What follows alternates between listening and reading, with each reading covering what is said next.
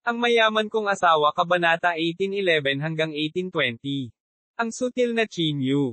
Tumibok ang puso ni Chinyu, at bigla siyang nakaramdam ng hindi maganda. Nandito ba kayong lahat para magparehistro? Medyo walang pakialam na tanong ni Jiu Shao. Oo naman. Jiu Shao, huwag mo kaming ipagpaliban. Pilasan mo at pumili, pabirong sabi ng nasa gilid. Hindi talaga nag-aksaya ng oras si Jiu Shao. Tinulyapan niya ang karamihan at sa wakas ay nagsimulang pumili ng mga miyembro. 1, 2, 3. Tandang padamdam. Walang pagbubukod, lahat ng mga taong ito ay mga natatanging figure ng Demon Slaying Peak.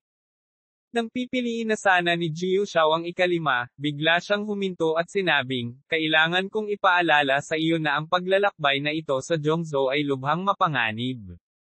Ang mga taong kinakaharap mo ay hindi rin simple. Malamang na mawalan ka ng buhay. Gusto mo pa bang sumali?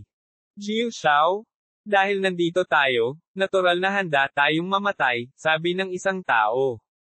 Nang makita ito, hindi na nagsalita si Jiu Shao at nagsimulang pumili ng mga natitirang tao. Ang ika-6, ang ika-7. Hindi nagtagal, isang pwesto na lang ang natitira. Sa sandaling ito, ang mukha ni Chinyu ay sobrang pangit. Tinitigan niya si Jiu Shao na para bang inilagay niya ang lahat ng pag-asa niya sa kanya. Sa oras na ito, lumapit si Jiu Shao kay Chinyu at huminto. Bumaba ang kanyang tingin kay Chinyu, at sa sumunod na segundo, tumingin siya kay Juwo. Ikaw ang ika-8, itinuro ni Jiu Shao si Juwo at sinabi. Sumimangot si Juwo at nagmamadaling sinabi, ibibigay ko ang pwesto ko kay Chinyu. Isang bakas ng galit ang sumilay sa mukha ni Jiu Shao, at sinabi niya na may malungkot na mukha, ang lugar na ito ay ako ang nagpasya, hindi ikaw. Kung ayaw mong pumunta, maaari kong ibigay ang lugar na ito sa iba. Mahigpit na kumunat ang mga kilay ni Juwo, at hindi niya namamalayan na tumingin kay Chinyu.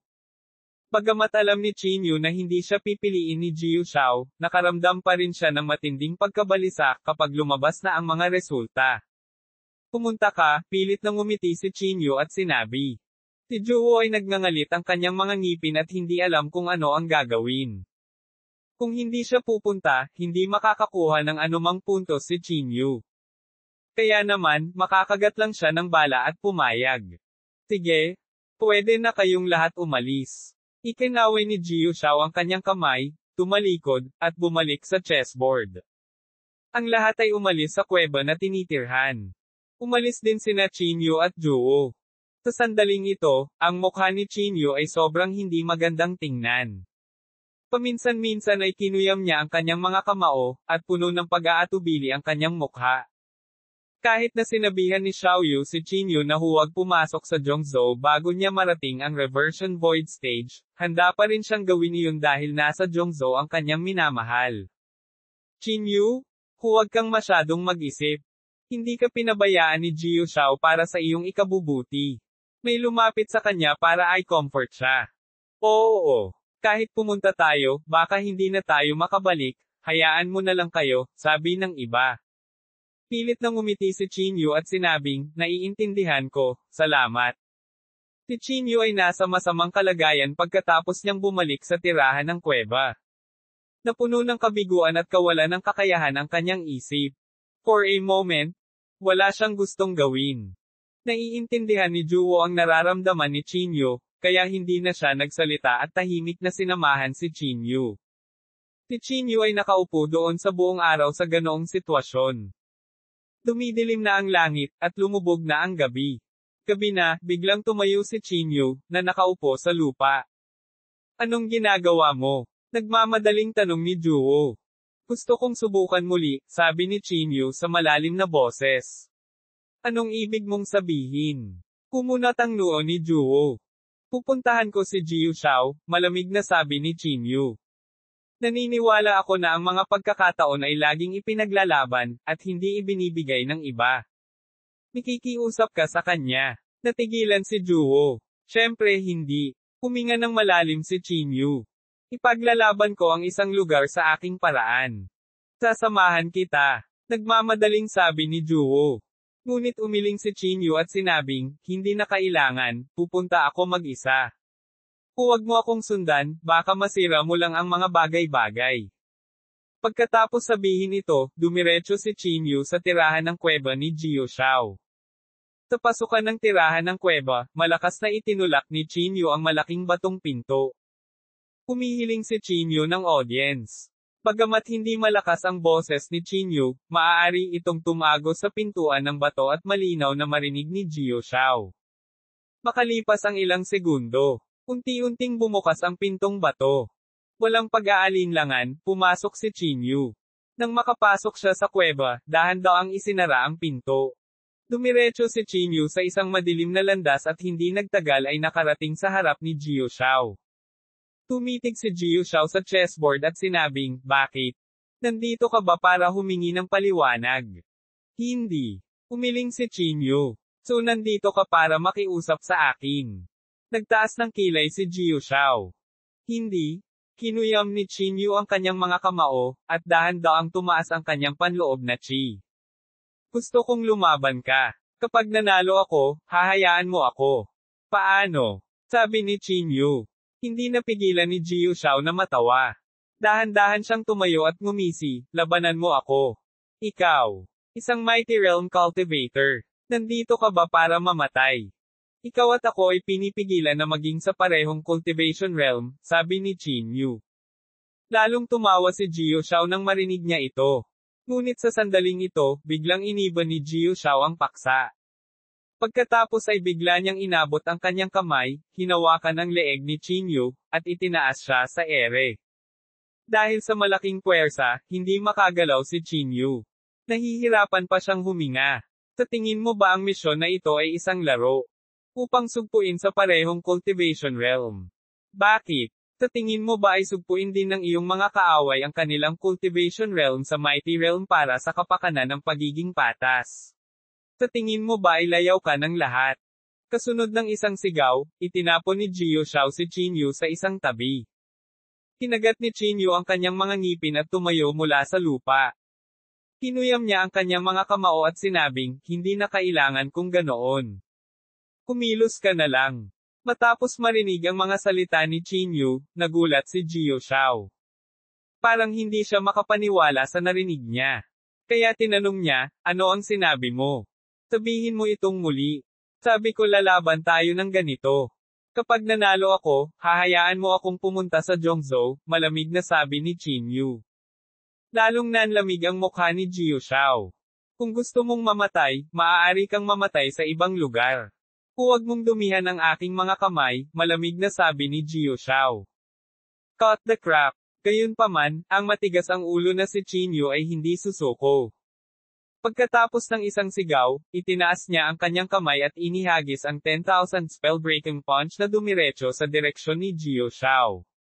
Sa harap ng biglaang pag-atake ni Chinyu, naitaas lang ni Jiu Shao ang kanyang kamay para tanggapin ito. Napakalambot at banayad ng kanyang palad. Sa sandaling hinawakan nito si Chinyu, agad nitong natunaw ang kapangyarihan ni Chinyu. Ang sobrang bigat na puwersa ay tila tumitama sa bulak. Bago pa makaramdam ng pagkagulat si Chinyu, isang malaking puwersa ang biglang sumugod. Ito ay ang palad ng Jiu Shao. Hinawakan niya ang likod ng leeg ni Chinyu at tinamaan ng tuhod ang ibabang bahagi ng tiyan niya. Ito ay isang ordinaryong hampas ng tuhod, ngunit ang kapangyarihan nito ay napakatakot na kahit ang katawan ni Chinyu ay hindi makayanan ito. Ang kanyang mga panloob na organo ay tila nagkaroon ng malaking epekto. Paf! Nagluwa si Chinyu ng isang subo ng dugo. Ang kapangyarihan ni Jiu Shao ay lampas sa imahinasyon. Sa pagsupil sa cultivation realm, halos hindi na makalaban si Chinyu. Isang nanginginig sa kanyang kamay ang direktang nagtulak kay Chinyu palabas. Ang malakas na puwersa ay nabagsak si Chinyu sa pader kaagad. Bago pa makatayo si Chinyu, itinaas ni Jiu Shao ang kanyang palad, at isang sinag ng liwanag ang bumagsak, na binasag si Chinyu sa lupa. Hindi nagpakita ng awa si Jiu Shao. Ang malaking pagkakaiba ng lakas sa pagitan ng dalawa ay nagpabagsak kay Chinyu sa lupa, hindi makagalaw. Get lost? Sabi niya, malamig na nakatingin kay Chinyu. Si Chinyu, nakahiga sa lupa, ay nagngangalit ng kanyang mga ngipin at kinuyam ng mahigpit ang kanyang mga kamao. Sinubukan niyang bumangon muli. Gayunpaman, sa mga sugat sa kanyang katawan, hindi na siya makatayo. Masyadong tamad si Jiu Shao na tumugon kay Chinyu. Umupo siya doon na bahagyang nakapikit na para bang naiintindihan niya ang daw ng Immortal Emperor sa Thunder Courtyard. Nang maisip ni Jiu Shao na sumuko na si Chinyu, tumayo siya muli at sumugod kay Jiu Shao. Bahagyang kumunat ang noo ni Jiu Shao. Maging siya ay nabigla sa lumalakas na kapangyarihang panlaban ni Chinyu. Ang ginintoang ningning ay parang sikat ng araw na tumatago sa kadiliman, diretsyong bumaril patungo kay Jiu Shao. Malamig na bumantong hininga si Jiu Shao. Gamit ang isang alon ng kanyang manggas, 36 na sinag ng nakakatakot na liwanag ang agad na naglabas mula sa kanyang manggas, bawat isa ay naglalaman ng iba't ibang kapangyarihan. Boom! Sa sandali ng banggaan, ang ginintoang liwanag ni Chinyu ay direktang nabasag. Ngunit sa pagtataka ni Jiu Shao, sinamantala ni Chinyu ang pagkakataong ito para ihakbang ang line word formula at malapit na sa kanya. Hawak ang 10,000 spell-breaking punch sa kanyang kamay, ang lahat ng kapangyarihan ay tila natipon sa kamaong ito. Sa ganoong kalayuan, kahit si Jiu Shao ay hindi ito maiwasan. Boom! Dama po ang suntok na ito sa dibdib ni Jiu Shao. Gaano man kalakas si Jiu Shao, mayroon lamang siyang mortal na katawan. Sa ilalim ng suntok na ito, siya ay agad na pinalipad, at ilan sa kanyang mga tadyang ay nabali. Mukhang hindi ka magagapi. Gumisi si Chinyu. Nabahira ng dugo ang kanyang mapuputing ngipin, dahilan para magmukha siyang baliw. Napakalamig ng ekspresyon ni Jiu Shao. Tumingin siya kay Chinyu at sinabing, ikaw ay walang ingat na tanga. Dahil iyon ang kaso, wala akong pakialam na paalisan ka. Sa pagkakataong ito, walang itinago si Jiu Shao. Isa-isa niyang isiniwalat ang kanyang nakakatakot na diskarte kay Chinyu. Sa pagharap sa seryosong Jiu Shao, si Chinyu ay walang lakas na lumaban. Sa kabila ng paggamit ng fighting word character, hindi pa rin siya may kukumpara sa kanya. Wala pang 10 minuto, 3 beses na natamba si Chinyu. Ngunit sa bawat pagkakataon, tatayo si Chinyu ng matigas ang ulo. Kahit nabalot na ng mga sugat ang katawan niya, wala pa rin siyang balak sumuko. Sa pagtingin sa tumataginting na katawan ni Chinyu, naantig si Jiu Shao. Napakamatigas ng ulo, malamig na sabi ni Jiu Shao. Sumuko ka na. Wala ka ng kakayahang lumaban. Nanginginig ang katawan ni Chinyu habang nahihirapan siyang naglakad papunta kay Jiu Shao. Maliban na lang kung papatayin mo ako, kung hindi, hinding-hindi ako aamin ng pagkatalo. Pagkatapos sabihin iyon, itinaas ni Chinyu ang kanyang kamao at ikinaway ito kay Jiu Shao. Gayunpaman, ang suntok na ito ay mahina at walang kapangyarihan. Hindi umiwas si Jiu Shao, hinayaan nitong makulayan ng pula ang kanyang mga puting damit. Sa sumunod na segundo, tila hindi na makatayo si Chinyu. Umindayog siya at saka bumagsak. Natahimik si Jiu Shao. Ibinaba niya ang kanyang ulo at tumingin kay Chinyu, may iniisip. Mga ad ng pop future. Ito ang unang pagkakataon na nakakita si Jiu Shao ng gayong matigas ang ulo na tao. Kinagat ni Chinyu ang kanyang mga ngipin. Gusto niyang bumangon, ngunit hindi niya magawa. Di man si Chinyu ay labis na nag-aatubili. Gaya ng inaasahan, ang malaking agwat sa pagitan ng mga kaharian ay hindi na mapunan. Nang maisip ni Chinyu na siya ay nabigo, biglang sinabi ni Jiu Shao ng malamig, bigyan mo ako ng dahilan kung bakit kailangan mong pumunta sa Zhongzhou. Nahihirapang tumangala si Chinyu sa langit at sinabi sa nanginginig na boses, ang lugar na iyon. May isang tao na gusto kong makita. Natahimik si Jiu Shao. Hindi niya naiintindihan ang kanyang nararamdaman, ngunit naantig siya sa matigas na ugali ni Chinyu. Sa tingin ko ang taong iyon ay dapat na napakahalaga, sabi ni Jiu Shao na may damdamin. Pagkatapos, tumingin si Jiu Shao kay Chinyu na nasa lupa, at sinabing, sumasang-ayon ako sa iyong kahilingan.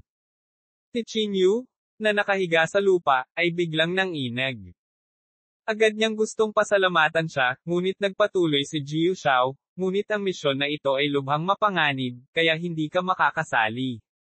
Madadala lang kita sa Zhongzhou at makakasama ko sa loob ng limitadong oras. Matapos marinig ang mga salita ni Jiu Shao, ang puso ni Qin Yu ay napuno ng pasasalamat. Paanong hindi niya maintindihan ang intensyon ni Jiu Shao? Sa ganoong kaayusan, maiiwasan ni Qin Yu ang mamatay sa misyon. Maraming salamat, buong lakas na sabi ni Qin Yu, na nakahandusay sa lupa. Matapos makatanggap ng positibong tugon, ang tensyonado ni Qin Yu ay lumuwag. Nang walang suporta, hindi nagtagal ay nakoma si Qin Yu. Ibinaba ni Jiu Shao ang kanyang ulo upang tingnan si Qin Yu, ang kanyang puso ay puno ng masalimuot na emosyon. Bilang number 1 cultivator ng Demon Slaying Peak, alam niya kung ano ang pinakamahalaga sa isang cultivator. Sa mga taong nakatayo sa tuktok ng bundok, sino sa kanila ang hindi kasing tigas ng ulo nito? Sino sa kanila ang walang pusong hindi matatalo? Yumuko si Jiu Shao, binuhat si Qin Yu, at pinabalik sa kuweba. Pagkatapos bumalik sa tirahan ng kuweba, itinapon ni Jiu Shao si Qin Yu kay Juwo. Nang makita si Qin Yu na puno ng dugo, galit na galit si Juwo. Bigla siyang tumayo at itinaas ang kanyang kamay, at lumitaw ang isang lilang liwanag. Alam ni Jiu Shao kung gaano kakilakilabot ang liwanag na ito, kaya hindi siya nang ahas na maliitin ito at itinaas ang kanyang kamay upang tanggapin ito. Boom! Isang kakilakilabot na pagyanig ang umalangaw sa tirahan ng kuweba, at ang kagubatan sa malayo ay dumagundong. Beastard ka. Ayos lang kung hindi ka sumasang-ayon, pero bakit mo siya binugbog ng ganito? Dilat na dilat ang mga mata ni Juwo, at isang nakakatakot na layunin ng pagpatay ang lumabas sa kanyang katawan. Kailan ko sinabing hindi? Malamig na sabi ni Jiu Shao. Anong ibig mong sabihin? Natigilan si Juwo. Kumunat ang noo niya at nagtanong. Hindi pinansin ni Jiu Shao ang kanyang sinabi at sinabing, sabihin kay Qin Yu na siya mismo ang lumaban para sa pagkakataong ito. Kung gusto niyang magpasalamat sa sinuman, dapat niyang pasalamatan ang kanyang sarili. Pagkasabi nito, tumalikod si Jiu Shao at umalis. Pagkaalis niya, mabilis na lumapit si Juwo para ilipat ang espiritual na enerhiya kay Qin Yu. Uwi, nang sumunod na araw. Sa wakas ay nagising si Qin Yu mula sa koma. Ang una niyang ginawa pagkagising niya ay bumangon at umiling. Tumingin sa paligid sa pamilyar na kapaligiran, tumingin si Qin Yu kay Juwo at nagmamadaling nagtanong, paano ako nakabalik? Pinabalik ka ni Jiu Shao. Ano ang nangyari? Talagang binugbog ka niya hanggang sa ganito. Kumunat ang noo ni Juwo at nagtanong. Nang marinig ito, sa wakas ay gumaan ang loob ni Qin Yu. Ayos lang. Ginawa ko ito sa sarili kong kusa. Huwag mo siyang sisihin. Dapat ko pa nga siyang pasalamatan, ngumisi si Qin Yu at sinabi. Pamulong si Juwo, sinabi niya sa akin na magpadala sa iyo ng isang mensahe. Sinabi niya na kung gusto mong magpasalamat sa isang tao, dapat mong pasalamatan ang iyong sarili. Nakakatawa ito. Ikinaway ni Juwo ang kanyang kamay na parabang tinatimad siyang pakialaman ang usapin ng dalawa. Ang mukha ni Qin Yu ay puno ng mga ngiti, at nakaramdam siya ng labis na pananibik sa kanyang puso. Pagkatapos ng napakatagal na paghihintay, sa wakas ay makakapunta na siya sa Zhongzhou. Ito ang unang pagkakataon ni Qin Yu na pumunta sa Zhongzhou. Naging interesado siya tungkol sa mga maharlikang pamilya sa Zhongzhou. Hindi siya nag-usisa tungkol sa kasaganaan o sa mayamang mapagkukunan sa lugar na ito, ngunit tungkol sa pamilya yan. Gusto talagang makita ni Qin Yu kung ano ang pamilya yan. Sa mga sumunod na araw, naintindihan niya ang daw ng Immortal Emperor sa Thunderous Courtyard habang naghihintay ng pagkakataong makapunta sa Zhongzhou. Lumipas ang oras, at sa isang kisap mata, 3 araw na ang lumipas. Sa araw na ito, lahat ay nagtipon sa array platform sa Demon Slaying Peak. Si Jiu Shao at ang Peak Master ay naghihintay dito para sa kanila. Sunod-sunod na dumating sa pinangyarihan ang iba pang mga tao. Nang makita nila si Qin Yu, nagulat silang sinabi, Qin Yu. Anong ginagawa mo dito? Hindi ka pa sumusuko. Pupunta rin ako sa Zhongzhou, nakangiting sabi ni Qin Yu. Huwag kang magbiro. Napili na ang 8 tao, wala kang pagkakataon, biro ng isang tao. Pati si Peak Master nakasimangot. Qin Yu? Anong ginagawa mo dito? Pilasan mo at bumalik ka, saway ng pitmaster. Umiling si Jiu Shao at sinabing, hiniling ko siyang sumama. Natigilan ang pitmaster. Nagtanong siya na may pagkalito, ano ang ibig mong sabihin? Tumawa si Jiu Shao. Ilalabas ko siya para makita ang mundo. Huwag kang mag-alala. Hindi ko siya papayagang sumali sa misyong ito. Kahit na ang iba ay naguguluhan, ito ang desisyon ni Jiu Shao, kaya hindi na sila nagsalita pa. Aalis tayo sa kalahating oras. Tumingin si Jiu Shao sa paligid. Hindi pa huli ang lahat kung gusto mong umatras ngayon, sabi ng pitmaster. Natahimik sila. Dahil pinili na nilang lumahok, walang gustong umalis. Nang makita ito, hindi na nagsalita pa ang pitmaster. Nakahanap ng pwesto sina Chinyu at Juwo at tahimik na naghintay. Nagtataka si Chinyu tungkol sa Zhongzhou. Si Juwo, sa kabilang banda, ay nakatitig kay Jiu Shao, bumubulong sa sarili. Anong ginagawa mo? Inilibot ni Chinyu ang kanyang mga mata. Masyadong mayabang ang Beastard na ito. Bubugbugin ko siya sooner or later, determinasyon na sabi ni Juwo. Siya ay talagang mabait na tao, sabi ni Chinyu na may mapait na ngiti. Gumuso si Juwo. Tahimik na bumantong hininga si Chinyu. Ang mundong ito ay walang kakulangan ng mga henyo, halimbawa, sina Xiao Sheng at Xiao Hai sa Nanzhou, at ngayon ay Jiu Shao. Lahat ng mga taong ito ay nagtataglay ng mga nakakatakot na talento. Sino sa tingin mo ang mananalo kung maglalaban sina Xiao Sheng at Jiu Shao? Biglang tanong ni Juwo. Natahimik sandali si Chinyu, pagkatapos ay nagtanong, ano sa palagay mo? Pinunasan ni Juwo ang kanyang mukha at sinabing, sa tingin ko ay dapat na mas mabuti si Xiao Sheng. Nakipag-away ako sa kanya dati. Bahagyang tumango si Chinyu. Ganun din ang iniisip niya. Kung maglalaban sina Xiao Sheng at Jiu Shao, mahirap sabihin kung sino ang mananalo. Pagkatapos ng lahat, si Jiu Shao ay nasa Thunderous Courtyard ng napakatagal. Hindi lamang mas mataas ang kanyang cultivation realm kaysa kay Xiao Sheng, ngunit mayroon din siyang mas maraming resources. Halimbawa, naunawaan ni Jiu Shao ang hindi mabilang na mga diskarte sa paglilinang mula sa unang pangunahing tuktok. Ngunit iba si Xiao Sheng. Naisip niya ang lahat ng kanyang mga spell at teknik sa kanyang sarili. Sa pagbanggit kay Xiao Sheng, naisip ni Chinyu ang sitwasyon sa Nanzhou. Nagtataka ako kung kumusta na si Xiao Sheng ngayon. Napabuntong hininga si Chinyu. Hindi niya alam na ang pamilya Tong ay nagpadala na ng mga tao sa Nanzhou na may mga sandata ng saint. Gayunpaman, sa opinyon ni Chinyu, tiyak na magiging maayos si Xiao Sheng. Kahit matalo siya, maaari pa rin siyang pumunta sa Thunder Courtyard para magtago. Kung tutuusin, sinabi ni Dinley na laging bukas sa kanya ang gate ng Thunder Courtyard. Sige, lahat, pumunta na tayo sa platform, biglang nagsalita si Jiu Shao. Isa-isang umakyat sa plataporma ang grupo. Ganoon din ang ginawa ni Chinyu. Nakatayo sa platform, sinimulang i-activate ng Pitmaster ang array. Ang mga sinag ng liwanag ay tumaas sa kalangitan, at ang mga nakakatakot na multo ay yumanig sa kanilang paligid. Hindi nagtagal, nawala sila sa dilim. Katulad ng huling pagkakataon, madilim ang paligid, na para bang nagkukulong sa kawalan. Gayunpaman, sa pagkakataong ito, mas tumagal. Pagkaraan ng mahabang panahon, nakakita sila ng liwanag. Nang imulat nila ang kanilang mga mata, nakarating na sila sa Zhongzhou. Ang lugar na ito ay isa ring disyerto, at hindi tulad ng mga lungsod ng Crimson Moon Continent, ang Zhongzhou ay walang anumang matataas na pader. Sa halip, ito ay parang isang buong bansa. Mayroong hindi mabilang na mga sekta at pamilya dito, at ang lugar ay may ibang lupain. Halimbawa, ang lupang kanilang inaapakan ay isang disyerto, ngunit sa harapan nila ay isang oasis. Nang tumingin sila sa malayo, nakita nila ang mga bundok. Magkita tayo dito sa loob ng 5 araw. Sa oras na ito, tumingin si Jiu Shao kay Chinyu. Sa loob ng 5 araw na ito, pananagutan mo ang sarili mong kaligtasan. Kung magdulot ka ng anumang gulo, hindi lilinisin ng Thunder Courtyard ang iyong kalat. Paalala ni Jiu Shao. Sige, salamat. Mabilis na tumango si Chinyu.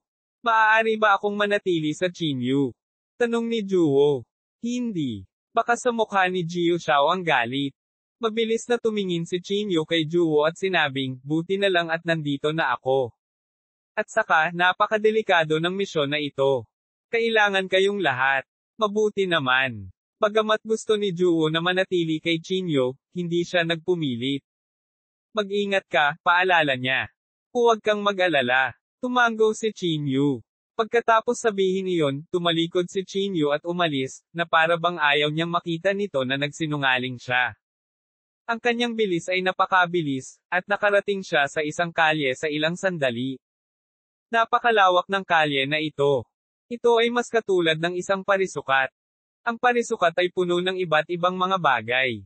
Inilabas ni Chinyu ang kanyang banal na sentido at hindi nagtagal ay naramdaman ang ilang lubhang nakakatakot na aura. Hindi makita ni Chinyu ang kaharian ng maraming tao. Ito ang unang pagkakataon ni Chinyu na pumunta sa Zhongzhou, kaya puno siya ng kuryosidad.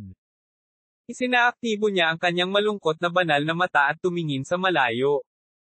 Sa suporta ng malungkot na banal na mata, nakita niya ang sunod-sunod na lugar na tila isang fairyland. Marami rin siyang nakitang sirang pader, na para bang pinagdaanan nila ang isang malaking labanan. Ang mga lugar na iyon ay dapat pag-aari ng mga dakilang aristokratikong pamilya, naisip ni Chinyu. Siyempre, napakalawak ng Zhongzhou kaya imposibleng mahanap ang pamilya yan sa lalong madaling panahon. Pagkatapos ng maraming pagsasaalang-alang, nagpasya si Chinyu na magtanong muna. Kaya, pumunta si Chinyu sa isang random na stall at nagtanong, bro, pwede ko bang malaman kung paano makarating sa pamilya yan? Sumulyap ang lalaki kay Chinyu at sinabing, ang pamilyang yan. Aling pamilya nang yan? Ito ang pamilyang yan ng siyam na dakilang maharlikang pamilya, mabilis na sabi ni Chinyu. Ito ay daan-daang libong bituin ang layo mula rito. Tumawa ang lalaki. Ganon kalayo. Bahagyang kumunat ang noo ni Chinyu. Kung maglalakad ako roon, hindi magiging sapat ang 5 araw. Lakad. Baliw ka ba? Nang marinig ito ng may-ari ng stall, nagulat siya. Kara-rating lang ni Chinyu sa Zhongzhou at walang alam tungkol dito. Agad siyang nagtanong, kung gayon maaari ko bang itanong kung paano ako makakarating sa pamilyang yan. Imposibleng pumunta sa pamilya yan sa pamamagitan ng paglalakad. Maaari kang pumunta sa malapit na istasyon ng relay. Ito ay magiging mas mabilis sa ganoong paraan, nakangiting sabi ng may-ari ng stall. Pagkatapos, tiningnan niya si Chinyu pataas at pababa at sinabing, kaka-rating mo lang sa Zhongzhou, tama. Tama iyan. Tumango si Chinyu. Bro, pwede ko bang itanong kung saan ang relay station? Bueno, hindi madaling makahanap ng isa, at ang presyo ay napakataas, patuloy ng may-ari ng stall. Gaano kataas? Kumunat ang noo ni Chinyu. Magkakahalaga ito ng hindi bababa sa 1 bilyong spirit coins para makarating sa pamilya yan. Sabi ng may-ari ng stall pagkatapos ng ilang pag-iisip. Nagbago ang ekspresyon ni Chinyu. 1 bilyon. Damn! Walang oras si Chinyu para kumita kamakailan. Kakayanin niya kung 500 milyon pero hindi 1 bilyon. Paano ang pamilya si? Patuloy na tanong ni Chinyu. Nako, mas malapit ang pamilyang si. Sa tingin ko aabot sa 500 milyon, sagot ng may-ari ng stall. Tinanong niya, may kilala ka bang mga tao mula sa 2 pamilya? Oo, kilala ko ang ilan sa kanila, pagsisinungaling ni Chinyu. Kung gayon, bakit hindi ka dumalo sa engranding kaganapan na ginanap ng 2 pamilya? Sa 3 araw, magdaraw sila ng isang engranding kaganapan sa Mount Taihua. Mas mura ang pumunta sa Mount Taihua, at sapat na ang 500 milyong spirit coins. Sabi ng may-ari ng stall. Nang marinig ito, nagbago ang ekspresyon ni Chinyu. Isang malaking kaganapan. Ito kaya ay ang pakikipag-ugnayan sa pagitan ng kasuklam-suklam na si Shio at Yan Rozo. Sa pag-iisip nito, nagmamadaling sinabi ni Chinyu, bro, pakisabi sa akin kung saan ang pinakamalapit na relay station. Ngumiti ang may-ari ng stall. Sabi ko sa'yo, hindi mo ito mahahanap kung walang guide. Paano ito? Sasamahan kita, pero babayaran mo ako. Ang galing. Maraming salamat, bro. Mabilis na tumango si Chinyu. Kaya, iniligpit ng may-ari ng stall ang mga paninda at dinala si Chinyu sa malapit na relay station. Habang nasa daan, si Chinyu ay nakaramdam ng matinding pagkabalisa. Sinamantala niya ang pagkakataong magtanong, "Bro, alam mo ba kung bakit nila ginaganap itong grand event? Hindi mo ba sila kilala? Kung hindi mo alam, paano ko malalaman?" Ungol ng may-ari ng stall. Kinagat ni Chinyu ang kanyang mga ngipin, nakaramdam ng higit na pagkabalisa. Matapos ang mahabang paglalakad, kaliwat kanan, sa wakas ay nakarating na rin sila sa tinatawag na relay station. Sa madaling salita, ang istasyon ng relay na ito ay isang malaking array platform lamang. Sa pamamagitan ng array platform na ito, maaaring pumunta ang isa sa maraming lugar. Ito na. "Bigyan mo ako ng pera at tutulungan kitang magbayad ng bayad," sabi ng may-ari ng stall. "Mas mabuting sumama ako sa iyo," sabi ni Chinyu nang may pagbabantay. "Hindi. Ang relay station na ito ay bukas lamang sa mga lokal na tao. Maaari mo akong hintayin sa labas," sabi ng may-ari ng stall. Nag-iingat si Chinyu.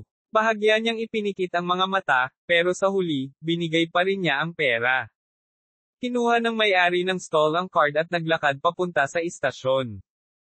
Sa sandaling pumasok siya, agad na isinaaktibo ni Chinyu ang Divine Eye at pinagmasdan ang may-ari ng stall. Mga ad ng Pop Future. Pumasok ang may-ari ng stall sa istasyon at lumakad ng mas malalim habang hawak ang card. Gayunpaman, ang Beastard na ito ay hindi pumunta sa counter para gawin ang tinatawag na mga pamamaraan. Naglakad-lakad lang siya sa loob at saka lumabas sa likod ng pinto. "Damn it! Manloloko siya." Nagmura si Chinyu. Agad niyang ginamit ang line word formula at mabilis na hinabol ang may-ari ng stall. Nagsimulang tumakbo ang may-ari ng stall pagkalabas niya ng pinto ng istasyon. Gayunpaman, hinawakan ni Chinyu ang kanyang leeg mula sa likuran. "Naglakas loob ka bang magsinungaling sa akin?" Iniangat siya ni Chinyu sa ere, at hindi makagalaw ang may-ari ng stall. Namutla sa takot ang may-ari ng stall. Kahit na hindi siya masyadong makapangyarihan, isa siyang half-step reversion void stage cultivator. Gayunpaman, kapag nakaharap si Chinyu, pakiramdam niya ay nakaharap siya sa isang malaking bundok. Hindi niya maisip na lumaban. Kaibigan ko, ibabalik ko ang pera sa iyo." Natakot ang may-ari ng stall. Nagsimula siyang mag-isip na baka may relasyon nga si Chinyu sa dalawang aristokratikong pamilya. Pinawi ni Chinyu ang card mula sa kanyang kamay at malamig na sinabi, "Sa tingin mo, magiging maayos ka pagkatapos ibalik ang pera sa akin." Nagsisi ang may-ari ng stall sa kanyang ginawa. Akala niya si Chinyu ay isang uto-uto na batang lalaki sa bansa, ngunit ang bata ay naging isang matigas na lalaki. "Kung gayon ano ang gusto mo?" Walang magawang sabi ng may-ari ng stall. "Yung sinabi mo sa akin kanina, totoo ba?" Tanong ni Chinyu sa malamig na boses. Nagmamadaling sinabi ng may-ari ng stall, "Totoo ang lahat. Wala ni isang kasinungalingan." Huminga ng malalim si Chinyu at sinabing, "Dalhin mo ako sa relay station at tulungan mo ako sa Mount Taihua." "Oo naman. Sigurado, walang problema," sabi ng may-ari ng stall. Pagkatapos, inakay muli ng may-ari ng stall si Chinyu sa relay station. Gustong magpayat ng walang dieta. Subukan ngayong umaga trick. Ito ang nakakasira sa prostate. Dapat basahin ito ng mga lalaki. Totoong mali ang sinabi ng may-ari ng stall na bukas lang ito sa mga lokal na tao.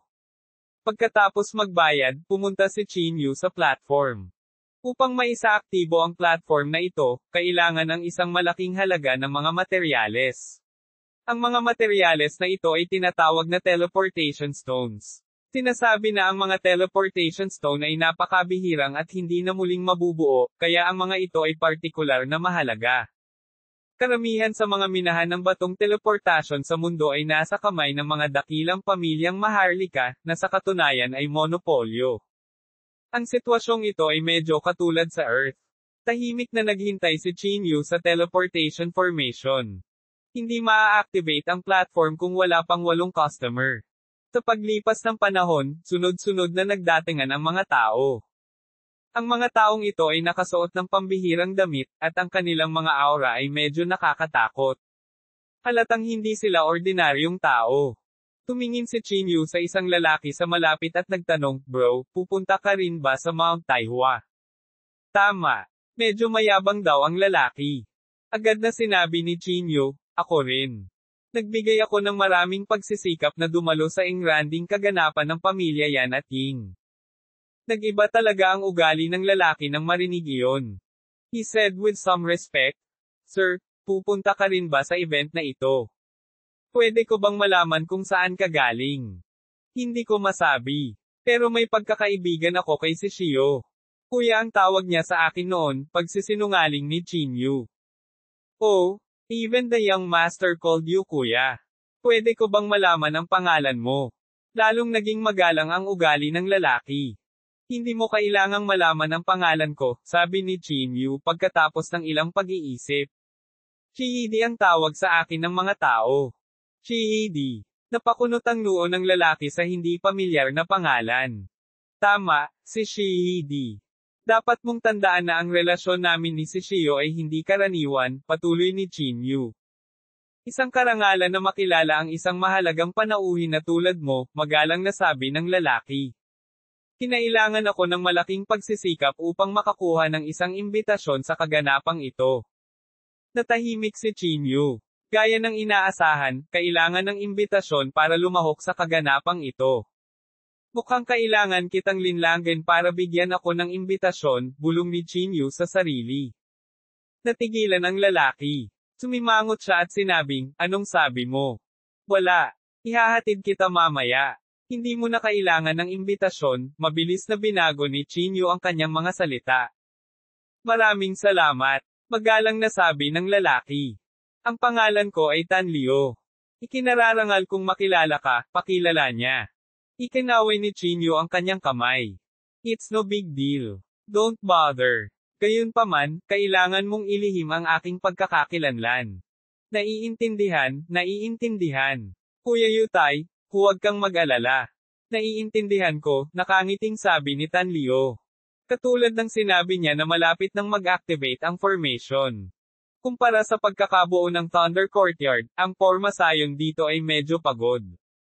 Nanginginig ang lahat sa formation. Ito ay malinaw na ang pagbuo na ito ay hindi matatag sa lahat. Kung hindi mag-iingat, maaaring mangyari ang isang aksidente, at ang mga tao ay maaaring mahulog sa ibang mga lugar. Si Chinyu ay nasa tenterhawk sa daan. Ang gulo naman kung ay teleport siya sa ibang lugar. 5 araw na lang ang natitira. Sa kabutihang palad, pagkatapos ng mahigit 1 oras, ang ilan sa kanila ay matagumpay na nakarating sa malapit sa Mount Taihua. Maraming lungsod sa paligid ng Mount Taihua. Ngunit syempre, ang mga lungsod na ito ay angkan na binuo ng maraming magsasaka at hindi ganap na mga lungsod. Sa isang sulyap, isang napakalaking bulubundukin ang nasa harapan. Ang bulubundukin ay umaabot ng ilang daang li at napapaligiran ng makapal na ulap. Ito ay isang kamangha-manghang tanawin. Iyan ang Mount Taihua, bumantong hininga si Tan Liu na may damdamin at sinabi. Speaking of which, ito ang unang beses kung pumunta sa Mount Taihua. Kinakalkula ni Chinyu ang oras. Aabutin pa ng 2 araw bago magsimula ang tinatawag na grand event. Sa makatuwid, sinabi ni Chinyu kay Tan Liu, maghanap muna tayo ng matutuluyan. Wala bang susando sayo? Medyo nagulat si Tan Liu at nagtanong. Hindi ba sila nag-ayos ng isang lugar para sa iyo upang manatili? Siyempre, ang arrangement ay ginawa na. Kaya lang maraming tao ang pumupunta sa Mount Taihua, kaya ayoko nang guluhin si Shio. Gumawa ng kwento si Chinyu. Naiintindihan, naiintindihan. Sinabi ni Tan Liu na biglang naliwanagan at sinabi.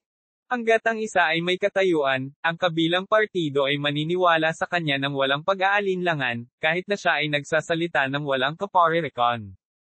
Alam na alam ito ni Chinyu, kaya hindi siya nag-alala. Nakahanap ang dalawa ng lugar malapit sa Mount Taihua at pansamantalang nanirahan.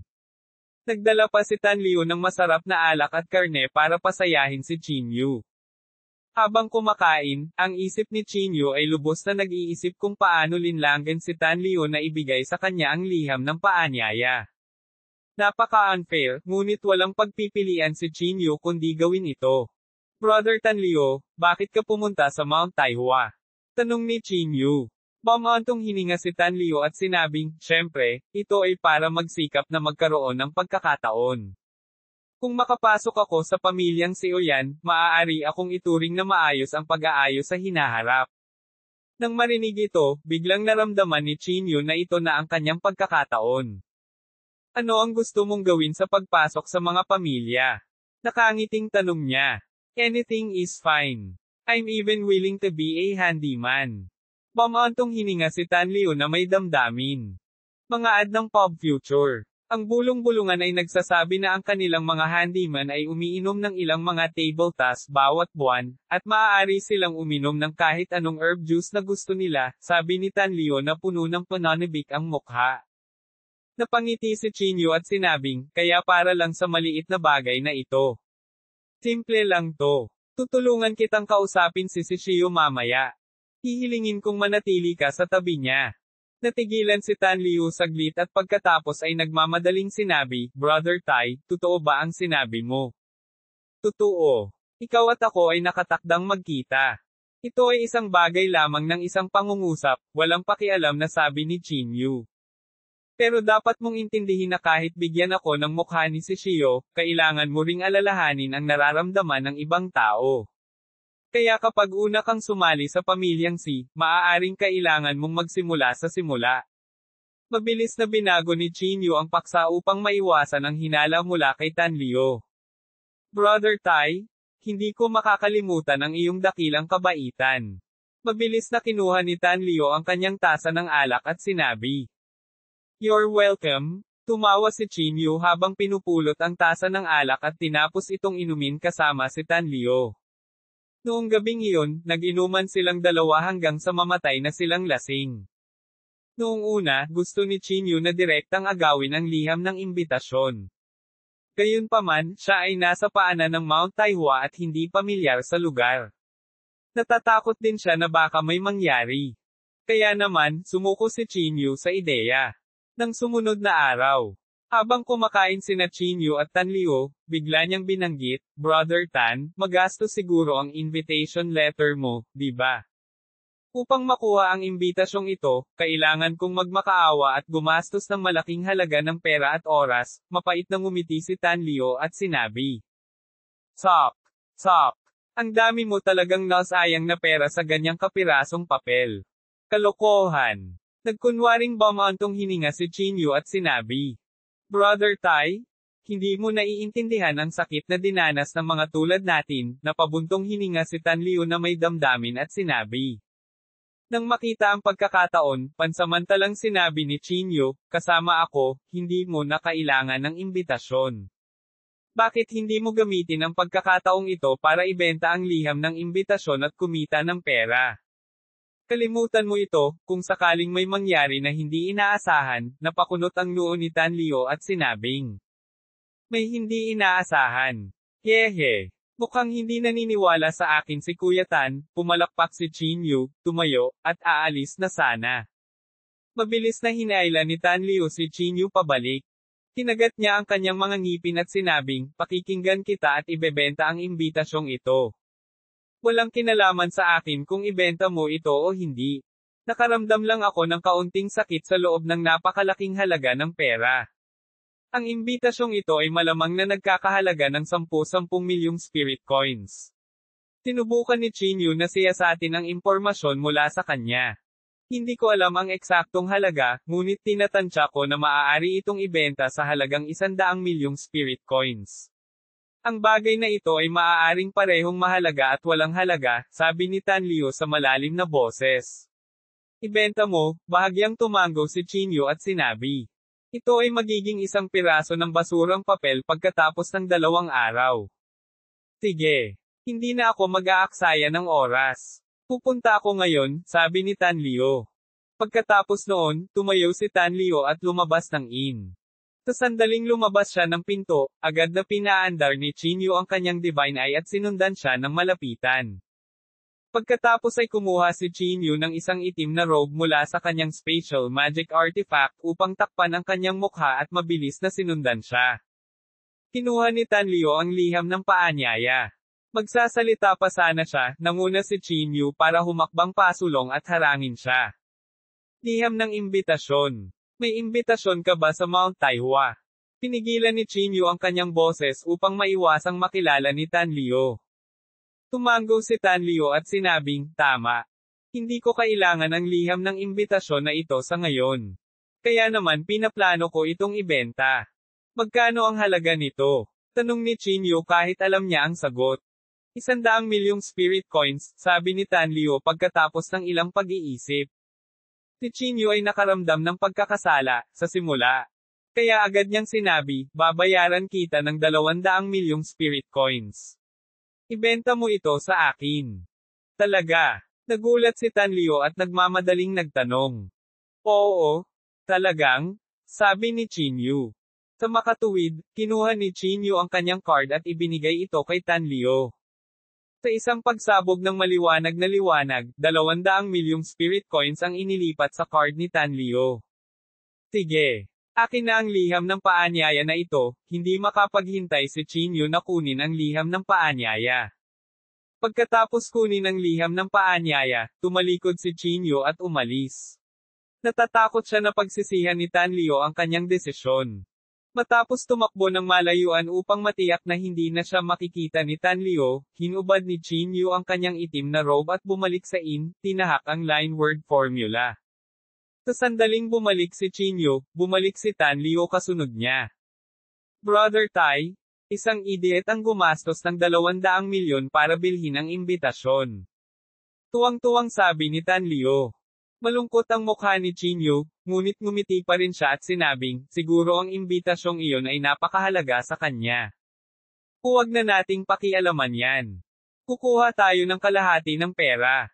Kinuha ni Tanlio ang kanyang card at hahatiin na sana ng pantay ang halaga kay Chinyu. Sa inaasal ni Tanlio, mas nakonsensya si Chinyu. Hindi na kailangan. Hindi ako nagkukulang sa pera. Maaari mong itago ito para sa iyong sarili, iwinagayway ni Chinyu ang kanyang kamay at sinabi. Paano ko magagawa iyon? Dapat kong hatiin ang pera sa iyo. Matigas na sabi ni Tanlio. Gayunpaman, iginiit ni Chinyu na hindi ito tanggapin. Kaya't walang pagpipilian si Tanlio kundi panatilihin ito habang patuloy siyang nagbubuntong hininga na si Chinyu ay isang mabuting tao. Nang sumunod na araw, inimbitahan ni Chinyu si Tanlio sa isang pagkain. Gusto sana niyang mawala, ngunit pagkatapos ng pag-iisip tungkol dito, nagpasya siyang huwag na. Kung tutuusin, kahit umalis siya, siguradong magkikita sila sa Mount Taihua. Sa isang kisap mata, ito na ang araw ng engranding kaganapan. Sa araw na ito, sunod-sunod na lumitaw sa langit ang malalaking karwahe. Nakaupo sa mga karwahe ang mga taong nakasuot ng marangyang damit na may malakas na internal chi. Ang kanilang mga ekspresyon ay malamig at lubhang marangal. Sa harap ng mga karwahe, ang malalaking bihirang hayop ay tumatakbo ng ligaw. Ang mga bihirang hayop na ito ay talagang may lakas ng reversion void stage at lubhang nakakatakot. Maging ang mga hayop na humihila ng mga karwahe ay nasa reversion void stage.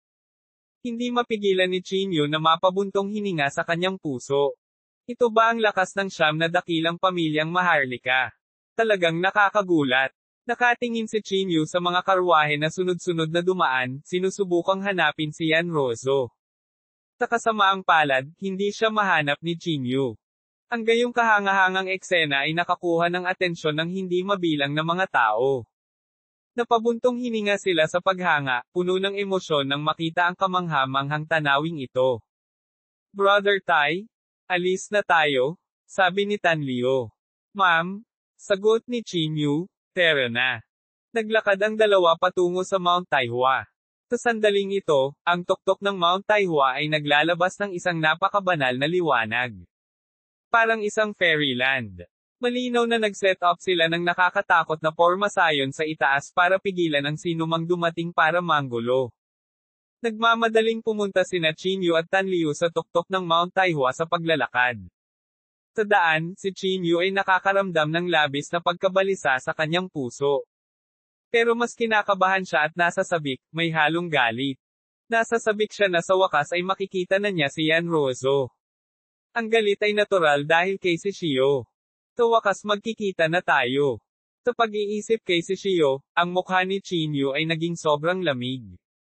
Sa daan, mayroon ding mga tulad ni Chinyu na naglalakad sa Mount Taihua. Gayunpaman, karamihan sa kanila ay sumakay sa karwahe at dumaong sa tuktok ng bundok. Pagkaraan ng mahabang panahon, sa wakas ay dumating sina Chinyu at Tanliu sa tuktok ng bundok. Malaki at patag ang tuktok ng bundok. May tsismis na pinatag ng pamilya yan ang taluktok sa isang welga, na ginawa ang hindi pantay na bundok sa kung ano ito ngayon. Maraming tao ang nagtipon sa tuktok ng bundok. May mga immortal na mesa na gawa sa jade at gawa ng tao na walang kamatayang bukal. Mga ad ng pop future. May isang banal na puno sa gitna ng tuktok ng bundok. Ang Divine Tree ay may kakaibang pinanggalingan at hindi mas mababa sa enlightenment technique ni Chinyu. 2 tao ang nagbabantay sa pasukan. Mayroon silang napakalakas na hindi makita ni Chinyu. Iyan ang lugar, itinuro ni Tanliu ang 2 lalaki at sinabi. Hindi maiwasan ni Chinyu na tumingin kay Tanliu ng may kasalanan. Mahina niyang sinabi sa kanyang puso, I can only say sorry. Maya-maya, dumating na ang 2 sa entrance. Agad na hamarang ang 2 magsasaka na namamahala sa pagbabantay sa lugar. Sino ka? Sabi ng isa sa kanila. Ito si Shiyuti, isang matandang kaibigan ni Young Master Shishio, tuwang-tuwang sabi ni Tanliu. Ano Shiyuti? Hindi ko pa narinig. Nagtampo silang 2. Kumunat ang noo ni Tanliu. Tumingin siya kay Chinyu at sinabing, napakabababa ng katayuan ng 2 taong ito para makilala ka. Hindi naglakas loob si Chinyu na sagutin siya. Mabilis niyang kinuha ang invitation at iniabot sa kanya. Nang makita ang liham ng paanyaya, agad na natigilan si Tanliu. Brother Tai, ikaw. Ano ang ibig mong sabihin dito? Mahigpit na nagsalubong ang mga kilay ni Tanliu. Medyo awkward na sinabi ni Chinyu, I'm really sorry. Nagsinungaling ako sa iyo. Hindi ko talaga kilala si Shishio. Ako din ang bumili ng invitation letter mo ilang araw na ang nakalipas. I'm really sorry. Siguradong babayaran kita sa hinaharap. Pagkatapos sabihin ito, mabilis na pumasok si Chinyu.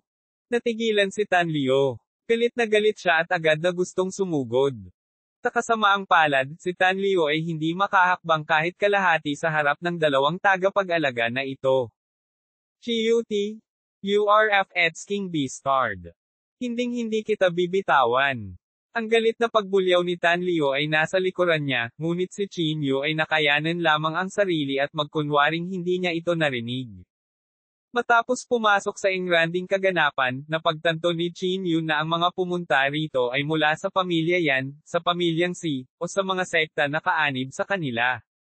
Sa madaling salita, ang mga taong maaaring pumunta dito ay napakalakas. Maging ang mga magsasaka na nagsilbi sa mga tao ay nakapasok na sa reversion void stage. Talagang nakakatakot, naisip ni Chinyu sa sarili. Sa kabutihang palad, walang sino man dito ang nagbigay pansin kay Chinyu. Para siyang invisible na tao, kaya hindi na kailangang mag-alala ng sobra. Lumapit siya sa isang jade table at umupo. Tinampot niya ang walang kamatayang prutas sa mesa at nagsimulang nguyain. Ang kayamanan ng mga aristokratikong pamilyang ito ay talagang nakakatakot. Kahit na ang mga immortal na prutas sa mesa ay higit na nakahihigit kaysa sa mga spirit pills at mga mahimalang elixir. Sa sandaling lumunin niya ang mga ito, dumaloy ang masaganang espiritual na enerhiya sa kanyang katawan, at ang kanyang espiritu ay agad na umangat. Dahil nandito na ako, sayang kung hindi mo sila kainin, naisip ni Chinyu sa sarili. Para siyang ibang species sa grand event na ito, kumakain at umiinom na parang unggoy na tumatalon-talon. Si Chinyu ay hindi tumingin ng mabuti sa paligid hanggang sa siya ay mapuno. Ilang kataas-taas ang kayamanan ang nakasabit sa tuktok ng bundok. Kung susuriing mabuti, bawat isa sa kanila ay isang top-tier na saint weapon. At mas nakakatakot ang pormasayon sa kanilang paligid. Walang nakakaalam kung anong uri ng top-tier supreme treasures ang ginamit bilang mga mata ng formation. Ang mga butil ng panloob na chi na nalampasan ang banal na kapangyarihan ay tumatagos sa hangin. Maraming kabataang lalaki ang nagtipon-tipon at tila may pinag-uusapan. Nag-isip sandali si Chinyu at sa wakas ay nagpasya na sumama sa kanila. Brother Soy, mukhang umunlad na ang iyong cultivation realm. Tama. Mapalad akong naabot ang gitnang yugto ng reversion void. Congratulations, Brother Soy. Nakakainggit talaga ang talento ni Brother Soy. Lahat ay nagtoast at nagpuri sa isa't isa.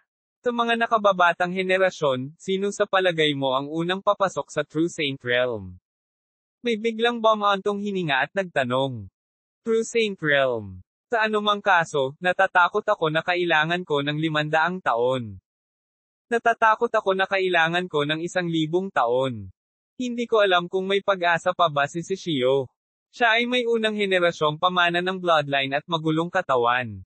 Kapag nakapasok na siya sa True Saint Cultivation Realm, hindi na siya magagapi. Hindi nagtagal ay naisip ng lahat si Shishio. Bukod sa kanya, may ilang pangalan din ang binanggit ng grupong ito. Gayunpaman, hindi naalala ni Chinyu ang alinman sa mga pangalang ito. Ang lahat ng atensyon niya ay kay Shishio. Darating ba si Shishio ngayon? Si Chinyu, na gustong manatiling mababang profile, ay hindi maiwasang magtanong. Nang marinig ang mga salita ni Chinyu, lumingon silang lahat at tumingin sa kanya. Tiningnan nila si Chinyu nang may pagkamausisa at sinabi, mukhang hindi pamilyar ang kapatid na ito. Ma'am, hindi ako masyadong lumalabas.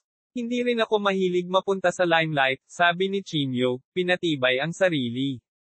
Nako, mukhang low profile ka, saka lang naintindihan ng mga tao sa paligid niya. Hindi ko makita ang lakas mo. Para kang nasa mighty realm lang. Kailangan pa bang sabihin ito? Kung hindi mo siya nakikita, nangangahulugan lamang ito na napakalakas ng young master na ito. Pinipigilan lang niya ang kanyang cultivation realm dahil nananatiling low profile siya. Hindi mapigilan ni Chinyu na mapahiya. Ang grupong ito ng mga tao ay talagang gustong mag-imagine ng mga bagay-bagay. Ito ay mabuti.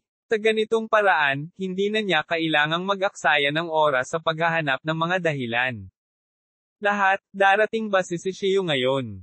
Tanong muli ni Chinyu. Oo naman. Isa itong engranding kaganapan sa pagitan ng pamilya Yan at ng pamilyang Si. Paanong hindi siya sumipot? Sagot ng katabi niya. Sumimangot si Chinyu at sinabing, hindi ba siya nag-iisa? Baka nakapasok na siya sa True Saint Cultivation Realm. Nang marinig ito, ang iilan sa kanila ay hindi napigil ang matawa. Brother, gaano na ba katagal mula noong huli kang lumabas? Ang True Saint Cultivation Realm. Si ay sobrang talino, ngunit hindi ganoon kadaling maging isang tunay na santo. Tama. Kahit si Shishio ay aabutin ng maraming taon para maging isang tunay na santo. Bahagyang tumango si Chinyu. Hanggat hindi naging true saint si Shishio, may pagkakataon pa rin siya.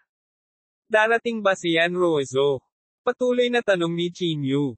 Oo naman. Kung hindi dumating si Miss Yan, natatakot ako na hindi rin magpapakita si Shishio, sabi ng katabi niya. Tumango si Chinyu. Gusto niyang humingi ng karagdagang impormasyon, ngunit nag-aalala siyang malantad ang kanyang pagkakakilanlan. Kaya naman, kinailangan niyang magtago. Unti-unting sumikat ang araw sa kalangitan, at sunod-sunod ding dumating ang mga tao sa pinangyarihan. Sa sandaling ito, isang malaking karwahe ang lumitaw sa kalangitan. Ang karwahe na ito ay lubhang kahanga-hanga. Ito ay tulad ng ilang mabangis na hayop na humihila sa isang malaking palasyo, at labis na nakakasilaw sa mga mata. At sa gilid ng karwahe, may napakalaking karakter na, Yan. Nang dumating ang karwahe, agad na napuno ng banal na kapangyarihan ang hangin. Isang matandang lalaki ang lumitaw sa harapan ng karwahe. Ang kanyang ekspresyon ay marangal at ang kanyang aura ay matapang at masigla. Malinaw na isa siyang mahalagang tao sa pamilya Yan. Ito ay isang tunay na santo, hindi napigilan ni Chinyu na mapabuntong hininga sa kanyang puso. Gaya ng inaasahan sa pamilya Yan, ang taong pinadala nila ay isang tunay na santo. Gusto ni Chinyu na gamitin ang kanyang divine ay para suriin, ngunit hindi siya nang ahas na kumilos ng padalos-dalos sa harap ng isang tunay na santo. Nakatago lang siya sa gilid at tahimik na pinagmamasdan ang karwahe. Narito ang pamilya Yan. Siguro kung dumating na ang pinuno ng pamilya Yan. Ang padre de pamilya yan ay isang taong kayang niyanig ang buong banal na rehiyon sa pamamagitan ng pagtapak ng kanyang paa. Bakit siya pupunta dito ng personal? Bahagyang kumunat ang noo ni Chinyu nang marinig niya ang usapan sa paligid. Mga ad ng pop future. Ang tunay na santo na ito ay talagang hindi ang pinuno ng pamilya yan. Kung gayon, ang pinuno ng pamilya yan ay mas nakakatakot. Sa karwahe, si Yanruozo ay nakasuot ng gintong korona at isang belo na nakatikip sa kanyang mukha, na tila isang diwata mula sa siyam na langit. Lumingon siya sa isang matandang lalaki sa tabi niya at sinabing, "Tito Yan, hindi ko ba pwedeng ipakita ang mukha ko?" "Miss Yan? You can't do that. You're representing the Yan family now," ang matandang lalaki na hinarap habang mabilis na yumuko si Tio Yan at sinabi. Napabuntong hininga si Yanruozo. Mukhang pagod na siya sa mga ganitong pagkakataon.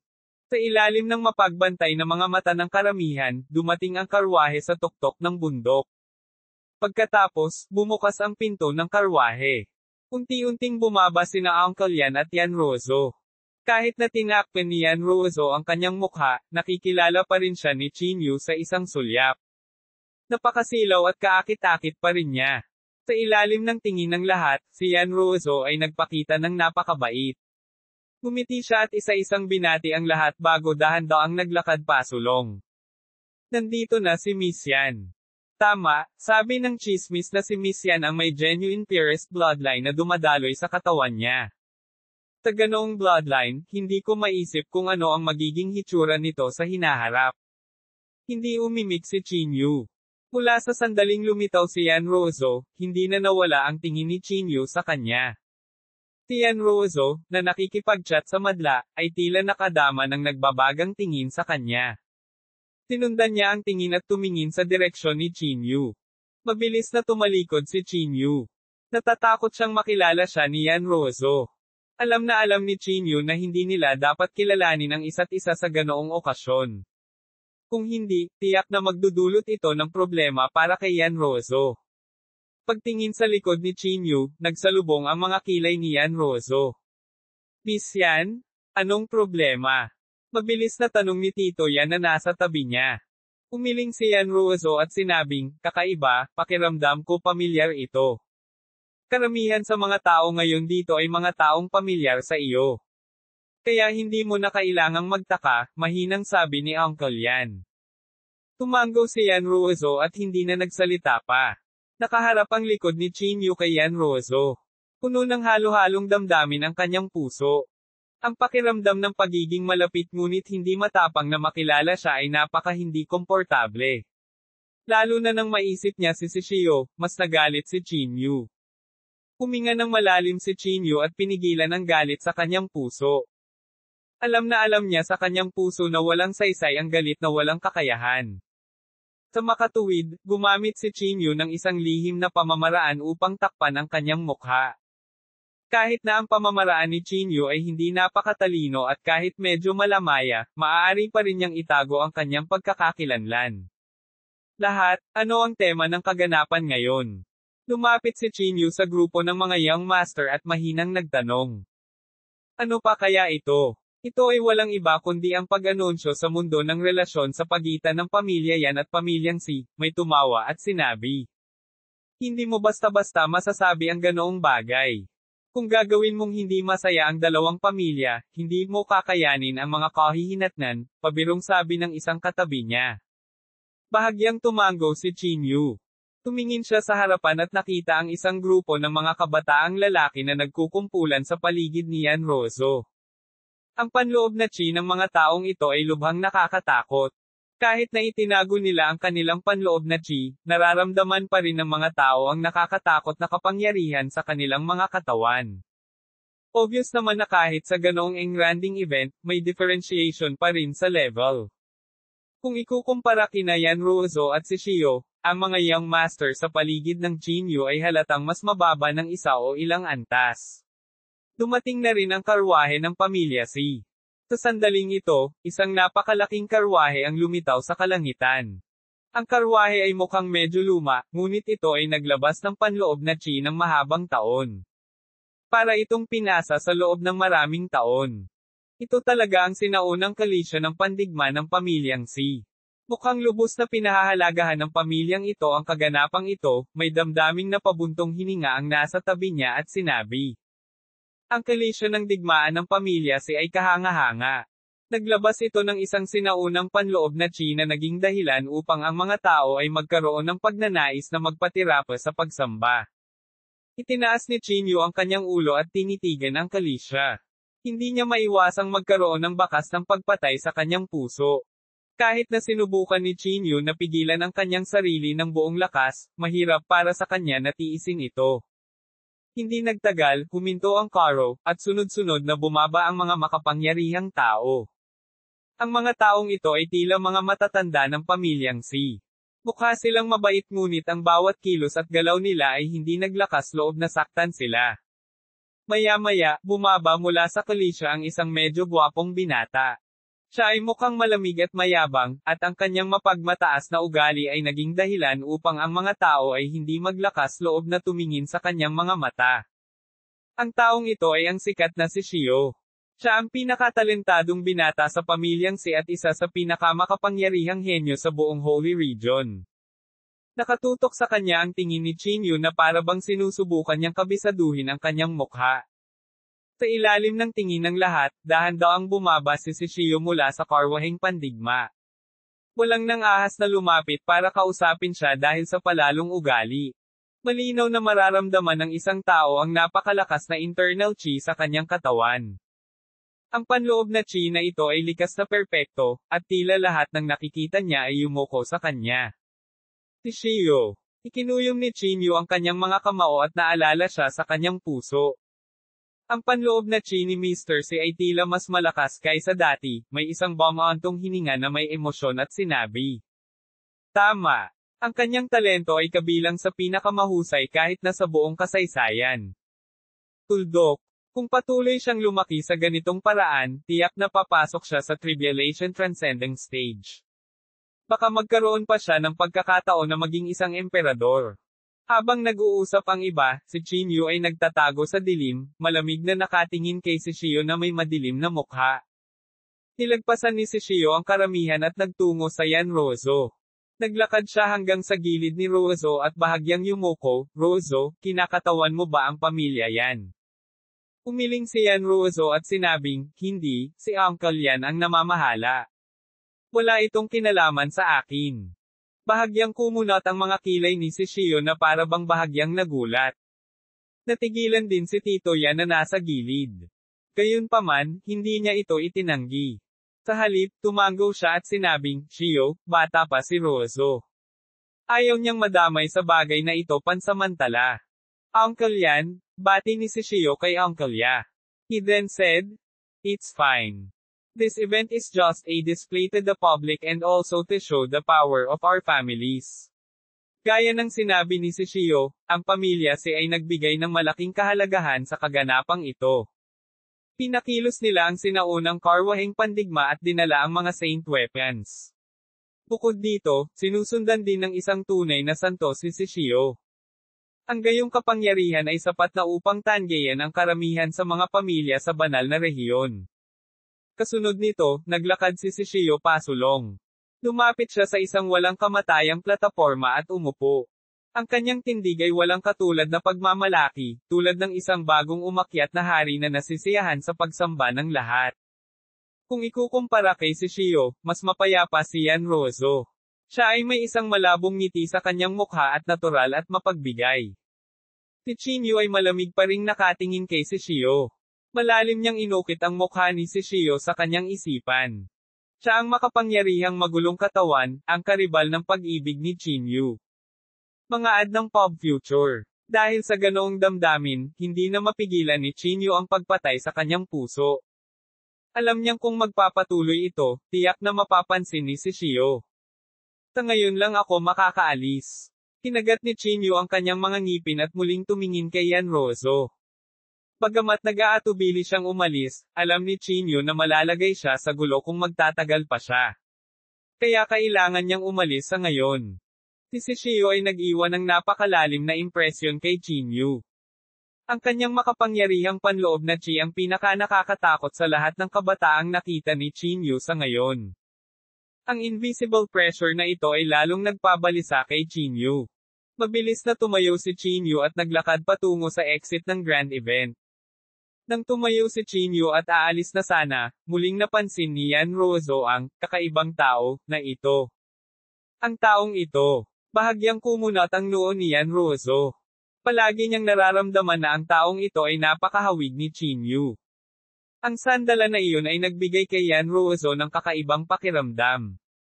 Naramdaman lang niya ito mula kay Chinyu. Baka siya. Hindi napigilan ni Yan Ruozo na tumayo at tumitig sa direksyon ni Chinyu. Miss Yan? Anong problema? Mahinang tanong ni Uncle Yan.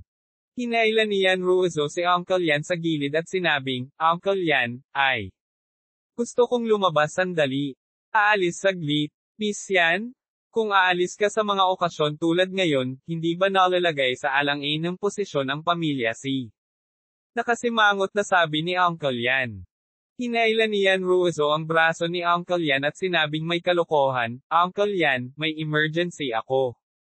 Naniniwala akong matutulungan mo akong mag-isip ng makatwirang dahilan. Please? Please. Gumawa ng bagong appointment si Tinubo. Ideal Media. Mapait na ngumiti si Tio Yan, bamantong hininga, at sinabing, muntik kang magdulot ng gulo noong umalis ka sa pamilya yan noong huling pagkakataon. Sa pagkakataong ito, sa huling pagkakataon, ipinapangako kong ito na ang huling pagkakataon. Nagmakaawa si Yan Ruozo at sinabi. Tila nawala ng malay si Tio Yan at napabuntong hininga na lamang at sinabing, sige. Kukuha ako ng isang tao na susunod sa iyo upang maiwasan ang anumang hindi maganda. Hindi. Hindi ko kailangan. Meron ako nito. Nagmamadaling umiling si Yan Ruozo. Gamit ang isang pitik ng kanyang palad, inilabas niya ang isang jade mirror. Ang salamin ng jade ay may hindi pangkaraniwang pinagmulan. Isa itong nangungunang saint weapon na ipinamana mula sa mga ninuno ng pamilya Yan. Walang choice si Tio Yan kundi ang tumango at sabihing, sige, mag-ingat ka at bumalik ka ng maaga. Oo naman. Mabilis na tumango si Yan Ruozo. Pagkasabi nito ay tahimik siyang naglakad patungo sa labasan. Pagkatapos umalis sa engranding event, marahang humakbang si Yan Ruozo sa lupa at isang berdeng lotus ang lumitaw sa ilalim ng kanyang mga paa. Ang berdeng lotus na ito ay isa ring top-notch magical artifact ng pamilya Yan. Napakabilis nito at halos isang iglap ay natagpuan ni Yan Ruozo ang figure ni Chinyu. Sa sandaling ito, dahan-daang bumababa si Chinyu sa hagdan. Ang panloob na chi sa kanyang katawan ay napakalamig, at ang kanyang isip ay puno ng mapagmataas na ekspresyon ni si Shio. Nais ni Chinyu na matapakan niya ang kanyang mabahong mukha. Gayunpaman, ang kanyang malakas na panloob na chi ay nagbigay kay Chinyu ng walang katulad na presyon. Ang ganitong uri ng pressure ay talagang nagdulot ng sakit kay Chinyu. Noon lang, isang figure ang dumapo sa harap ni Chinyu. Isang nakakasilaw na liwanag ang kumislap sa paligid na parang isang hadlang na naghihiwalay sa kanilang dalawa sa espasyo sa paligid. Chinyu? Ikaw? Talagang dumating ka sa Holy Region. Sa pagtingin sa nalulungkot at galit na si Chinyu sa kanyang harapan, tila may nahulaan si Yan Ruozo. Kung ikukumpara sa sorpresa ni Yan Ruozo, tila nalulugi si Chinyu. Mabilis niyang sinabi, Ruozo, ay. Pumunta ako dito ng palihim. Aalis na ako. Huwag kang mag-alala. Walang makakahanap sa akin. Hindi kita guguluhin. Natigilan si Yan Ruozo. Naglakad siya pasulong at inilagay ang kanyang magiliw na kamay sa ulo ni Chinyu. Ang eksena ay katulad ng sa nakaraan. Silly. Anong pinagsasabi mo? Anong problema ang may dudulot mo sa akin? Magiliw na ngumiti si Yan Ruozo. Ibinaba ni Chinyu ang kanyang ulo, hindi alam kung ano ang sasabihin. May saya sa kanyang puso, ngunit may bahid din ng kababaan na may halong kasiyahang ito. Hindi ito ang lugar para mag-usap. Hihintayin kita sa Lake Crescent Moon sa harap, sabi ni Yan Ruozo. Sige, tumango si Chinyu at sinabi. Kasunod yun, inilayo ni Yan Ruozo ang liwanag at nagmamadaling pumunta sa Lake Crescent Moon, tumuntong sa Jade Lotus. Tandang padamdam. Naglakad si Chinyu hanggang sa paanan ng bundok. Pagdating niya sa paanan ng bundok, hinarang siya ni Tan Liu. Halata namang matagal na siyang naghihintay dito. Nang makita niya si Chinyu na naglalakad palabas, si Tan Liu ay sumugod sa kanya at hinawakan ang kanyang palso. Ang kanyang mga mata ay dilat, at ang nakakatakot na galit ay lumabas sa kanyang buong katawan. Bastard ka! Naglakas loob kang magsinungaling sa akin. Kinagat ni Tan Liu ang kanyang mga ngipin, gusto niyang lumunin si Chinyu ng buhay. Pasensya na talaga, awkward na sabi ni Chinyu. Napilitan akong gawin iyon. Pero huwag kang mag-alala, babayaran kita. Payon mo na ako. Make up my A*S. Sino ka sa tingin mo para bumawi sa akin? Isa kang sinungaling. Hindi na ako maniniwala sa'yo. Galit na sabi ni Tan Liu. Paano ito? Nag-isip sandali si Chinyu at sinabi. Hahanap ako ng paraan para makapasok ka sa pamilya yan. Paano na? FCQ.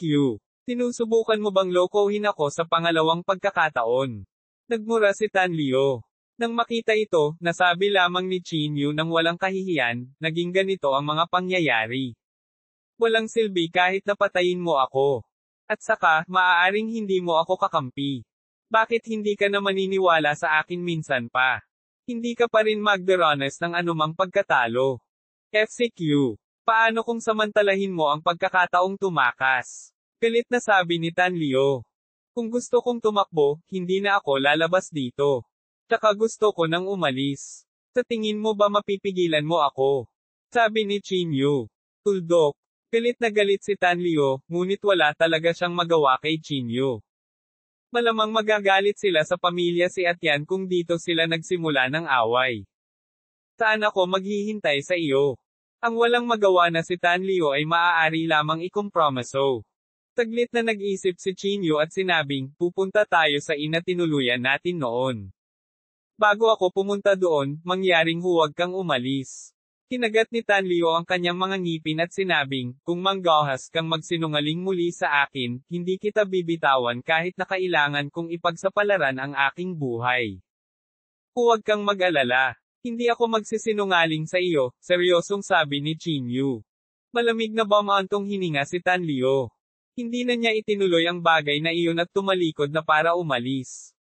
Hindi nag-aksaya ng oras si Chinyu at dumiretso kaagad sa Lake Crescent Moon. Napakaganda ng tanawin sa Lake Crescent Moon.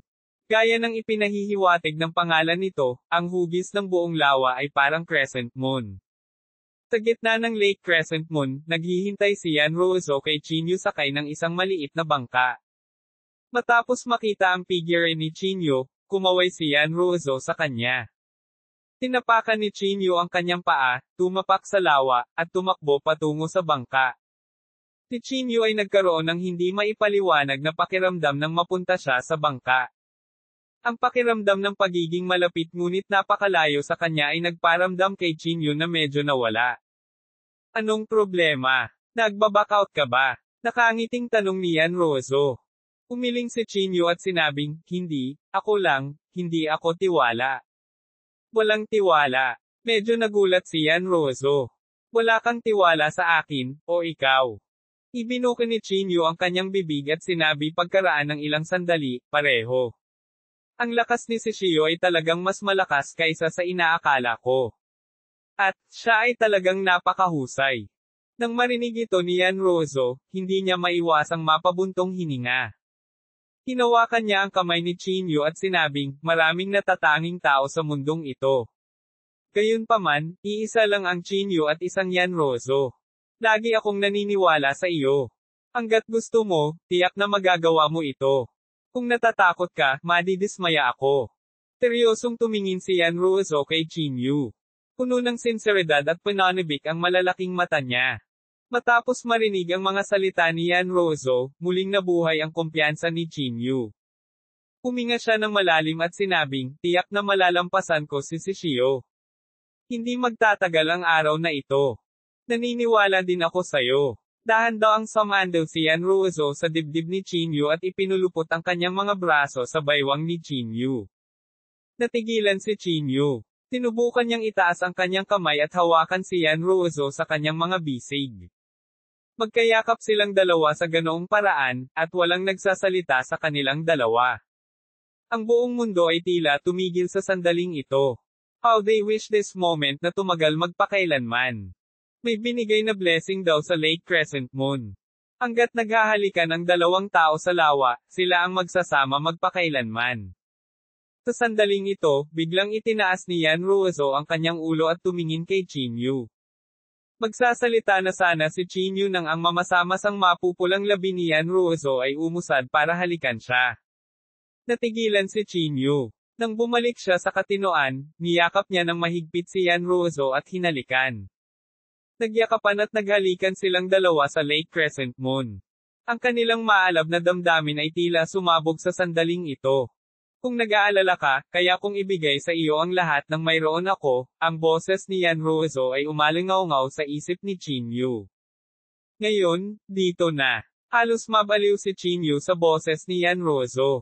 Niyakap niya ng mahigpit si Yan Ruozo at hindi napigilan ang kanyang kamay na haplasan ang damit nito.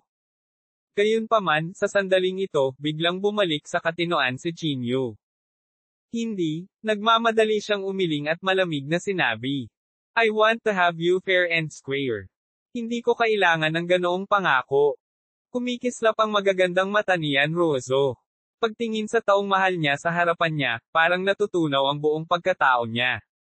Dapat kang bumalik ng mas maaga. Hindi ko alam kung kailan darating ang araw ng Path of Heaven, ngunit tiyak na malalampasan ko si Shishio bago iyon, sabi ni Chinyu. Hindi naging madali para sa akin ang lumabas. Bakit ako babalik ngayon? Ngumiti si Yan Ruozo at sinabi. Natatakot akong magulo ka, sabi ni Chinyu na nakakunot ang noo. Wala akong problema, ngumiti si Yan Ruozo at sinabi. Gayunpaman, kapag nalaman ito ng iba, magdudulot ito ng problema sa iyo. Natatakot ka ba? Napakurap si Yan Ruozo at nagtanong. Hindi ako natatakot, sabi ni Chinyu nang may determinasyon. Baliw ka. Hindi napigilan ni Yan Ruozo na matawa. Kinawi niya ang kanyang kamay at tinakpan ang mukha ni Chinyu. Kasabay nito, tinakpan din ni Yan Ruozo ang kanyang mukha. Anumang oras, ang manatiling buhay ang pinakamahalagang bagay, ngumiti si Yan Ruozo at sinabi. Sa sandaling ito, hinailan ni Yan Ruozo si Chinyu at sinabing, tara na. Saan tayo pupunta? Natigilan si Chinyu. Para magsaya, syempre, ngumiti si Yan Ruozo at sinabi.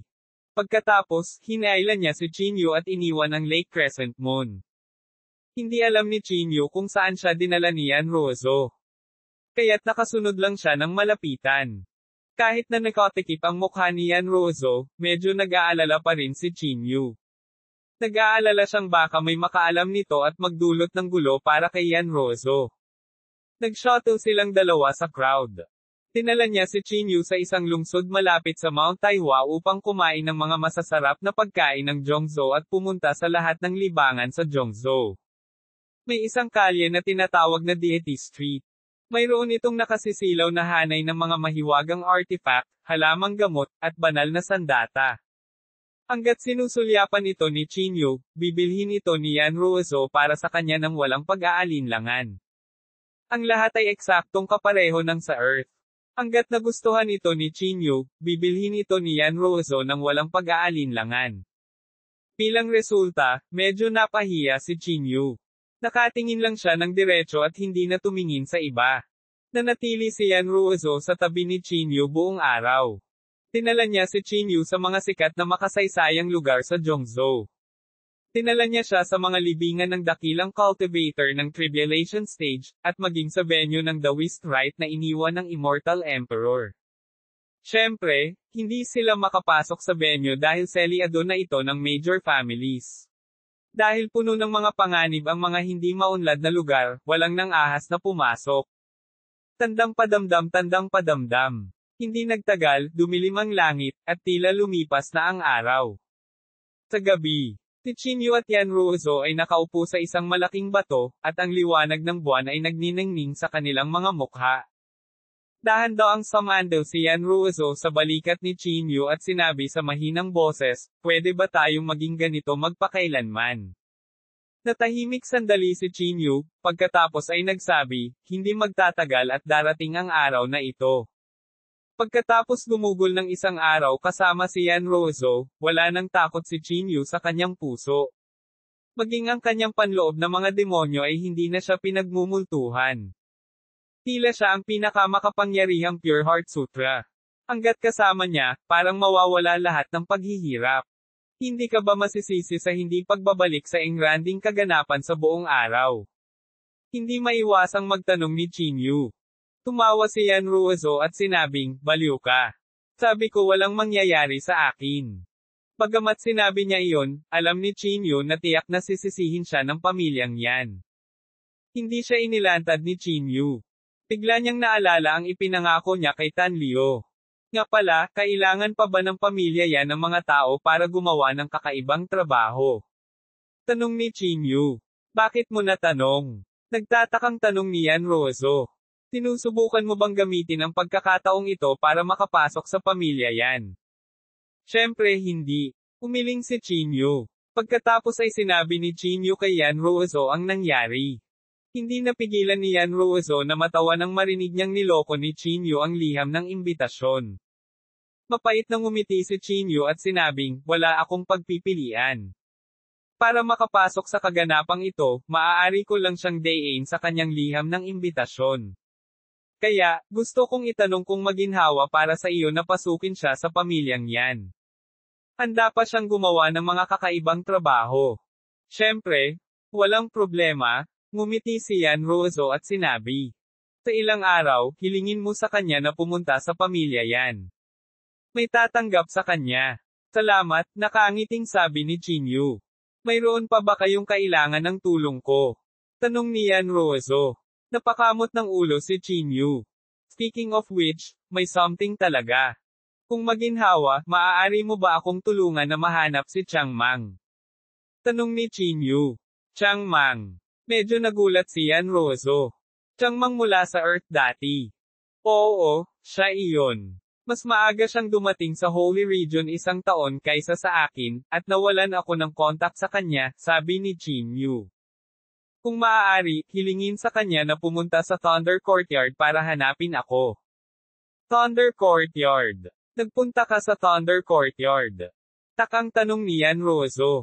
Oo. Tumango si Chinyu at sinabi. Nakarating ako sa Zhongzhou sa pagkakataong ito sa pamamagitan ng teleportation formation ng Thunder Courtyard. Hindi masama. Ang kapangyarihan ng Thunder Courtyard ay maihahambing sa alinman sa mga aristokratikong pamilya, ngumiti si Yanrozo at sinabi. Oo. Hindi napigilan ni Chinyu na mapabuntong hininga. Alam ni Chinyu kung gaano kayaman ang mga mapagkukunan ng Thunder Courtyard. Sila ang pinakamagaling sa buong Holy Region. Kung gayon, hindi mo kailangang mag-alala tungkol kay Shishio. Sa parehong plataporma, naniniwala akong hindi ka mas masama kaysa sa iba, sabi ni Yanrozo na may seryosong ekspresyon. Ang mga mata ni Chinyu ay kumislap sa determinasyon. Matigas siyang tumango at sinabing, sa tingin ko rin. Anong F-Etsking si Shio? Di man ito. Lahat ay makikipagkompetensya ng patas, walang nakakaalam kung sino ang mananalo hanggang sa huli. Nang magkasandal na silang dalawa, biglang lumitaw sa harapan nila ang isang Divine Eagle. Nakabitin siya sa hangin habang nasa likod ang kanyang mga kamay at tahimik na sinabi, Miss Yan, dapat na tayong bumalik ngayon. Ang taong ito ay walang iba kundi si Tio Yan. Si Uncle Yan ay nag-shuttle sa kawalan, kaya hindi na kailangang magsabi ng marami tungkol sa kanyang lakas. Sige. Tumayo si Yanrozo, tumingin kay Chinyu, at sinabing, hihintayin kita. Matigas na tumango si Chinyu. Sa sandaling ito, ang titig ni Uncle Yan ay nakatutok sa kanya. Ang kanyang mga mata ay napakatalas na parang gusto niyang makita si Chinyu. Nakatingin din si Chinyu kay Uncle Yan. Walang takot sa kanyang mga mata, tanging determinasyon. Hindi gaanong nagsalita si Tito Yan. Tumalikod siya at nawala sa kawalan kasama si Yanrozo. Bumalik sa katahimikan ang lahat sa paligid. Hindi maiwasan ni Chinyu na makaramdam ng kaunting kalungkutan. Gayunpaman, pagkaraan ng isang araw, ang mga naunang alalahanin at kalungkutan ni Chinyu ay naalis lahat. Ang pumalit sa kanila ay isang nag-aalab na espiritu ng pakikipaglaban. Marahan niyang ikinuyom ang kanyang kamao at mahinang sinabi, hinding-hindi ako susuko. Kahit sino pa ang kaharap ko. Uwi, sa pamilya yan. Ibinalik ni Uncle Yan si Yan Ruozo sa pamilya yan. Ang taong iyon ay ang Chinyu na nabanggit mo. Tanong ni Tito Yan. Mabilis na umimik si Yan Ruozo at sinabing, Tito Yan, hindi mo dapat sabihin kahit kanino ang tungkol dito. Mamantong hininga si Tio Yan at sinabing, mukhang magaling ang Chinyo na iyon. Gayunpaman, natatakot ako na malayo siya kay Mr. C. Bakit kailangan mong? Hindi mo naiintindihan. Hindi kailanman natalo si Chinyo sa sinuman. Sabi ni Yan Ruozo na puno ng pananabik ang mukha. Balang araw, malalaman mo na si Chinyo ang pinakamakapangyarihang tao sa banal na rehiyon o maging sa buong universo. Tahimik lang si Tio Yan, ngunit nagbubuntong hininga siya sa kanyang puso. Masasabi niyang magulo rin ang katawan ni Chinyu, at nakikita rin niya ang malakas na kalooban sa kanya. Gayunpaman, huli na nagsimula si Chinyu, at ang kanyang kasalukuyang lakas ay hindi dapat banggitin. Kung ikukumpara kay si Shio, mukhang walang kalamangan si Chinyu. Nagkaroon din ng magulong katawan si Shio, at ang bloodline ng Immortal Emperor ay dumaloy sa kanyang katawan. Paano may kukumpara si Chinyu sa kanya? Ang bloodline ng Immortal Emperor ay sapat na para ma-override ang lahat ng iba pang pangangatawan. Bilang karagdagan, natanggap ni Shio ang mga mapagkukunan ng buong pamilya C. Lalong lalago ang agwat ng dalawa. Siyempre, hindi sinabi ni Uncle Yan kay Yan Ruozo ang tungkol dito. Alam niyang walang makakapagpabago sa isip niya. Uwi, si Chinyu ay nakatayo roon ng mahabang panahon. Hindi siya bumalik sa inn hanggang hiting gabi na. Sa inn, matagal nang naghihintay si Tanlio. Sa sandaling makita niya si Chinyu, si Tanlio ay sumugod sa kanya. Akala ko hindi ka sasama. Sabi ni Tanlio na may nervyos na ekspresyon. Sumulyap si Chinyu kay Tanlio at sinabing, sa ilang araw, pupunta ka sa pamilya yan. May tatanggap sa iyo. Talaga. Nagulat si Tanlio, kumunat ang noo niya at nagtanong. Kailangan ko bang magsinungaling sa iyo? Kung gusto kong magsinungaling sa iyo, hindi na sana ako babalik, sabi ni Chinyu, umiling-iling. Tila naramdaman ni Tanlio na ito ay makatwiran. Kaya nagtanong siya ng pansamantala, kung gayon, kaninong pangalan ang dapat kong babanggitin kapag pupunta ako sa pamilyang yan? Sa iyo, Shiyuti. Hindi na kailangan. Maaari mo lang banggitin ang iyong pangalan. At saka, kung ayaw mong mamatay, huwag mo akong banggitin kahit kanino, sabi ni Chinyu na may seryosong mukha.